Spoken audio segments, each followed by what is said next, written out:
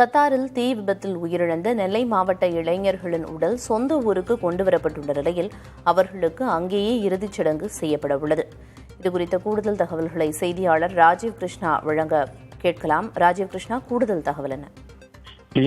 கத்தாரில் உள்ள இயற்கை எரிவாயு சுத்திகரிப்பு ஆலையில் கடந்த 21ஆம் தேதி ஞாயிற்றுக்கிழமை தீ விபத்து நடைபெற்றது. இதில் 13 பேர் உயிரிழந்தனர். தமிழகத்தைச் சேர்ந்த 3 இளைஞர்கள், அதாவது நெல்லை மாவட்டத்தைச் சேர்ந்த சிதம்பராபுரம், பனகுடி பகுதியைச் சேர்ந்த 3 இளைஞர்கள் உயிரிழந்திருந்தனர். இவர்களுடைய உடல்களானது நேற்று கத்தாரில் இருந்து விமானத்தின் மூலம் திருவனந்தபுரம் விமான நிலையத்திற்கு இன்று அதிகாலை 2 மணி அளவில் அடைந்தது. அங்கிருந்து தமிழக அரசின் மூலமாக ஏற்பாடு செய்யப்பட்டிருந்த 3 ஆம்புலன்ஸ்கள் மூலமாக அவர்களை பத்திரமாக, அவர்களுடைய உடல்கள் பத்திரமாக ஒவ்வொரு ஊர்களுக்கும் அவர்களுடைய சொந்த ஊர்களுக்கு கொண்டு வரப்பட்டு அங்கு அவர்கள் உறவினரிடையே தனித்தனி வட்டாட்சியர் மூலமாக ஒப்படைக்கப்பட்டது. பின்பு அவர்கள் அஞ்சலிக்காக அவர்கள் வீடுகளின் முன்பு வைக்கப்பட்டு அங்கு உறவினர்களுக்கு காண்பிக்கப்பட்டு பின்பு அவர்களுடைய உடல் நல்லடக்கம் செய்யப்பட்டது.